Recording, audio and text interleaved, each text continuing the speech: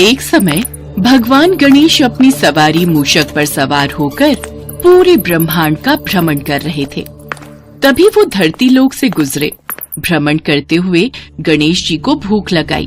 बहुत जोरों की भूख लगी है, थोड़ी देर भी कुछ खाने को न मिला तो भूख से मुझे मूर्छा आ जाएगी।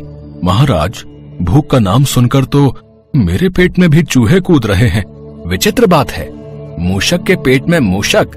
महाराज, आखिर मैं भी तो जानवर हूँ, मुझे भी तो भूख लगती है जैसे आपको लगी है। अब जल्दी से कुछ खाना है महाराज। पर खाएं क्या?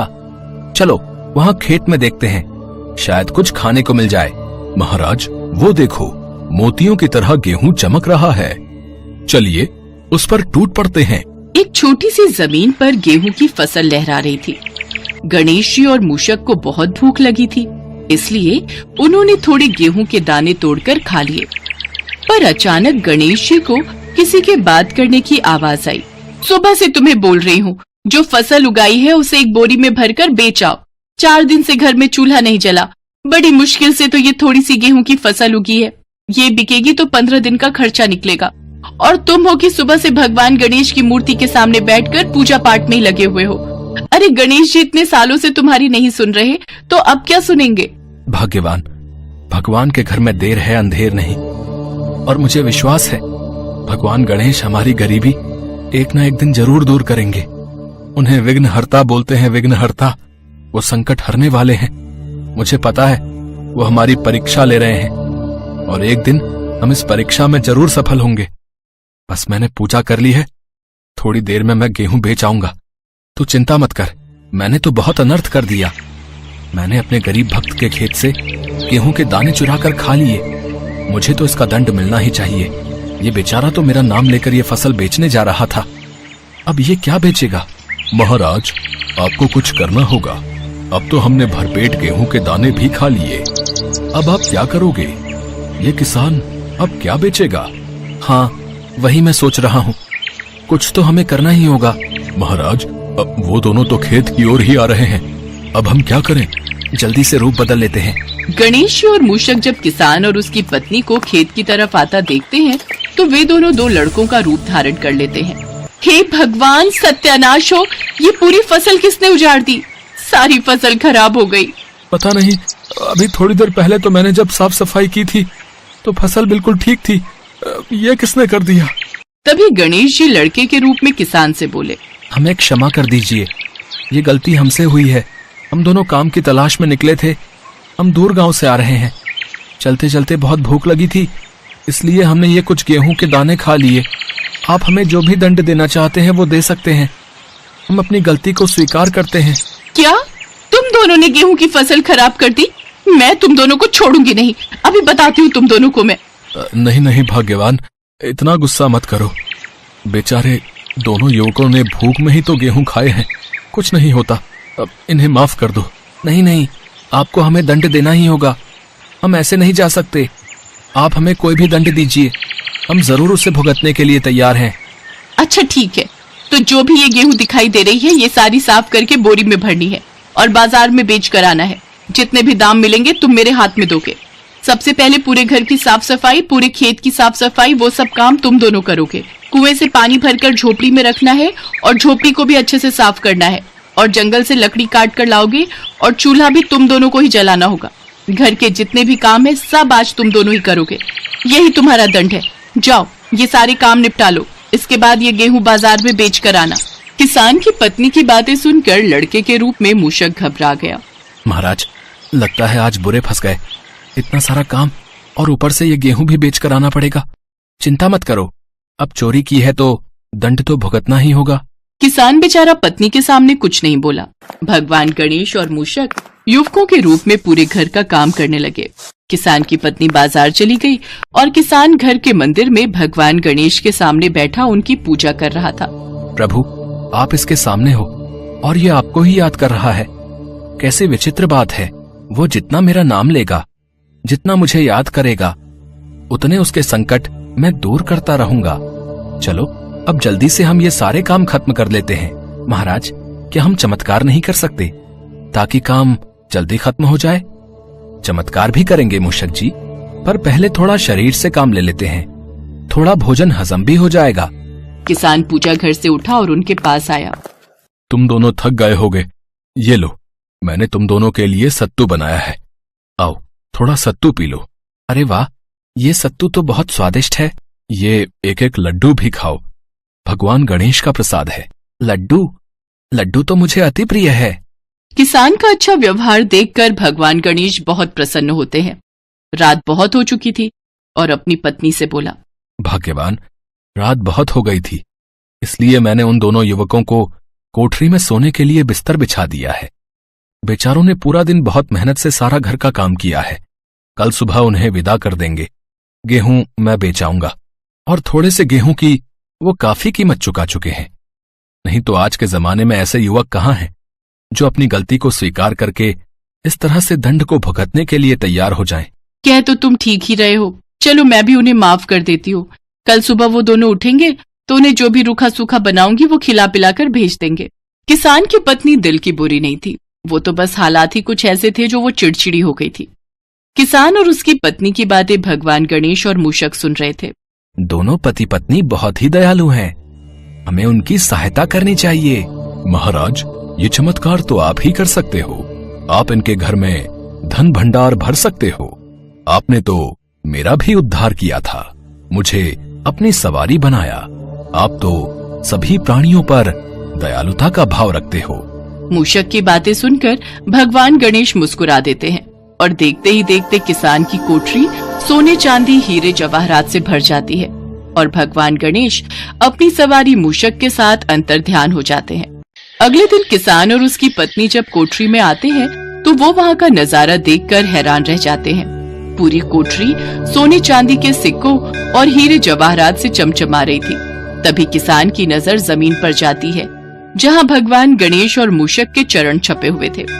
किसान और उसकी पत्नी समझ जाते हैं कि वास्तव में यहाँ उन युवकों के रूप में भगवान गणेश अपनी सवारी मूषक के साथ आए थे। इस कहानी में भगवान गणेश हमें यही शिक्षा देते हैं कि हमें कभी भी किसी की वस्तु बिना पूछे नहीं लेनी चाहिए और यदि किसी से कुछ ले लो तो उसके दाम अवश्य देने चाहिए। एक बार देवी पार्वती उदास बैठी थी। उनकी दासी ने उनसे पूछा, क्या बात है देवी पार्वती, आप उदास क्यों हैं? क्या करूं, भोलेनाथ के पास तो मेरे लिए समय ही नहीं है कि कुछ देर मेरे साथ बैठकर वार्तालाप करें। मैं किससे बातें करूं, कोई भी तो नहीं है। आओ देवी पार्वती, ये गीली मिट्टी से कोई मूर्ति बनाते हैं, कुछ देर आपका मन भी बहल जाएगा। देवी पार्वती मिट्टी से मूर्ति बनाने लगी। उनकी मन इच्छा से उन्होंने मिट्टी से एक छोटा बालक बना लिया। देवी पार्वती, ये छोटे से बालक की तो आपने अति सुंदर मूर्ति बनाई है। लगता है मानो ये बालक अभी बोल पड़ेगा। यदि मैं इस बालक के पुतले में जान डाल दूं, हाँ यही ठीक रहेगा। देवी पार्वती अपने हाथों से बनाए उस पुतले में जान डाल देती हैं और देखते ही देखते वो पुतला एक जीवित बालक के रूप में परिवर्तित हो जाता है। देवी पार्वती उस सुंदर बालक को निहारती रहती हैं, मानो उनके मन की ममता जाग गई हो। प्रणाम माता जी। जीते रहो पुत्र, आओ मेरी गोद में आकर बैठो। तुम्हें अपने समक्ष देखकर मेरा मन कर रहा है तुमसे बातें करती रहूं, पर अभी मुझे स्नान के लिए जाना है। स्नान आदि से निवृत्त होकर मैं तुम्हारे लिए अपने हाथों से भोजन और ढेरों पकवान बनाऊंगी, ठीक है? ठीक है माता श्री, मैं आपकी प्रतीक्षा करूंगा। तब तक मेरे लिए क्या आज्ञा है माता? तुम मेरे आने तक द्वार पर ही पहरा देना और किसी को भी अंदर आने की इजाजत मत देना। ठीक है माता श्री, मेरे होते हुए कोई भीतर प्रवेश नहीं कर पाएगा। मैं किसी को भी भीतर आने की इजाजत नहीं दूंगा। मेरा अच्छा बच्चा, मेरा प्यारा पुत्र, मैं कुछ ही देर में आती हूँ। माता श्री की आज्ञा का तो मैं डटकर पालन करूंगा। मुझे पूरा चौकन्ना रहना होगा। नंदी, ये द्वार पर कौन खड़ा है? इसे पहले तो कभी नहीं देखा। नंदी, तुम जरा जाकर पूछो ये कौन है। जो आज्ञा भगवान। बालक, कौन हो तुम? पहले तो तुम्हें यहाँ कभी नहीं देखा। मैं यहाँ का सेवक हूँ और यहाँ पहरा दे रहा हूँ। आपको क्या काम है? जल्दी बताइए, मेरा ध्यान न भटकाइए। नंदी, ये बालक तो हमारी बातों का सीधा उत्तर ही नहीं दे रहा। कोई बात नहीं, चलो हम माता पार्वती से ही पूछ लेते हैं। यहीं रुक जाओ, भीतर जाने की सोचना भी मत। भीतर जाना मना है। तुम मना करोगे हमें? हटो सामने से। हिम्मत है तो हटाकर दिखाओ। कौन हो तुम धूर्त बालक जो इस तरह से बात कर रहे हो? नंदी, भृंगी, तुम दोनों रहने दो। हम स्वयं ही भीतर जाकर देवी पार्वती से पूछते हैं। ये कौन बालक हमारे द्वार पर हमारा रास्ता रोक कर खड़ा है? रुकिए, आपको भी भीतर जाने की अनुमति नहीं है। मेरी माताश्री का आदेश है कि कोई भी भीतर न जाने पाए, और जब तक वो नहीं कहती मैं किसी को भी इस महल के भीतर नहीं जाने दूंगा। बालक, हमें क्रोध मत दिलाओ, हमारे सामने से हट जाओ, वरना हमारे क्रोध को तुम नहीं जानते हो। और आप मुझे नहीं जानते, मेरे होते हुए इस द्वार को कोई नहीं लांघ सकता। तो फिर आज हमारे हाथों तेरा वध होगा। ले बचा अपने आप को हमारे इस वार से। अच्छा, तो आप युद्ध करना चाहते हैं तो ये भी हो जाए। भगवान शिव और उस नन्हे बालक के बीच युद्ध छिड़ जाता है। उस बालक की शक्तियों को देख भगवान शिव भी हैरान रह जाते हैं। वह बालक हर वार से बच रहा था। क्रोध में आकर भगवान शिव अपने त्रिशूल से बालक का मस्तक काट देते हैं। बालक उसी क्षण दर्द से कराहता हुआ धरती पर गिर जाता है और मृत्यु को प्राप्त हो जाता है। माताश्री, माताश्री! ये तो मेरे पुत्र के कराहने की आवाज है। कहीं मेरा पुत्र किसी संकट में तो नहीं? मुझे शीघ्र देखना होगा।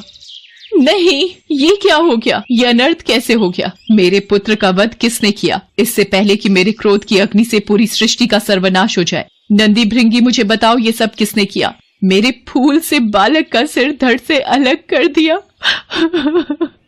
प्रिय, ये अनर्थ हमारे क्रोध के कारण हुआ है। ये बालक हमें द्वार से भीतर प्रवेश नहीं लेने दे रहा था, इसलिए क्रोधवश हमसे ये पाप हो गया। हमें क्षमा कर दो देवी पार्वती। स्वामी, आपने एक छोटे से कोमल बालक पर अस्त्र चलाया। ये तो हमारी ही आज्ञा का पालन कर रहा था। हमने ही इसे ऐसा करने के लिए कहा था। मुझे मेरा पुत्र जीवित चाहिए। कुछ भी कीजिए, मेरा पुत्र जीवित कीजिए। पर देवी पार्वती, ये कैसे संभव हो सकता है? हमारे शस्त्र से बालक का सिर कट चुका है। अब इसे वापस जीवित करना असंभव है। देवी पार्वती के क्रोध को देखकर सभी देवी देवता वहाँ प्रकट हो जाते हैं। भोलेनाथ, इसका एक ही उपाय है। यदि इस बालक के धड़ पर किसी और का सिर लगा दिया जाए तो ये बालक जीवित हो सकता है। ब्रह्मा जी ठीक कह रहे हैं। भोलेनाथ, इस बालक के धड़ पर किसी और का मस्तक लगाकर जीवित किया जा सकता है। इस कार्य को जितना शीघ्र हो उतना ही शीघ्र कीजिए, देर न कीजिए भोलेनाथ। ठीक है, जैसा आप सब देवी देवता परामर्श दे रहे हैं मैं वैसा ही करूंगा। नंदी भृंगी, तुम सब मिलकर पृथ्वी पर जाओ और जो बालक उत्तर दिशा की ओर मुख करके सोया हो, जिसकी माता अपने बालक से पीठ करके सोई हो, उस बालक का मस्तक काट कर ले आओ। जो आज्ञा भोलेनाथ। हम अभी पृथ्वी पर जाते हैं और किसी ऐसे बालक का मस्तक काट कर लेके आते हैं। भगवान भोलेनाथ की आज्ञा पाकर सभी गण पृथ्वी पर जाते हैं, पर उन्हें कोई भी माता अपने बालक की पीठ करके सोई हुई नहीं मिलती है। न ही किसी बालक का मुख उत्तर दिशा में होता है। वो लगातार चलते रहते हैं। एक जगह पर एक हथिनी अपने बालक से पीठ करके सोई हुई होती है और उस हथिनी के बच्चे का मुख उत्तर दिशा में होता है। क्या करे नंदी? क्या ये ठीक रहेगा? हमारे पास और कोई चारा भी तो नहीं है। इस बालक के सिवा कोई और ऐसा बालक दिखाई ही नहीं दे रहा और हमें समय पर पहुंचना है। भोलेनाथ हमारी प्रतीक्षा में होंगे। ये तुम किसका मस्तक ले आए? एक हाथी का?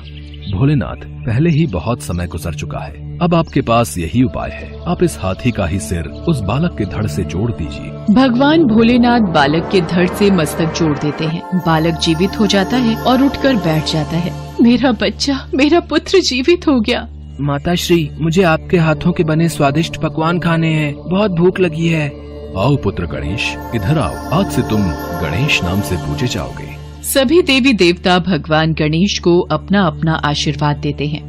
पुत्र गणेश, मैं तुम्हें वरदान देती हूँ कि संसार में अब से तुम प्रथम पूजनीय कहलाओगे। कोई भी मंगल कार्य शुरू करने के लिए प्रथम पूजा तुम्हारी होगी। और फिर बालक गणेश सभी देवी देवताओं को नमन करते हैं और भगवान भोलेनाथ और माँ पार्वती बालक गणेश को अपने हृदय से लगा लेते हैं।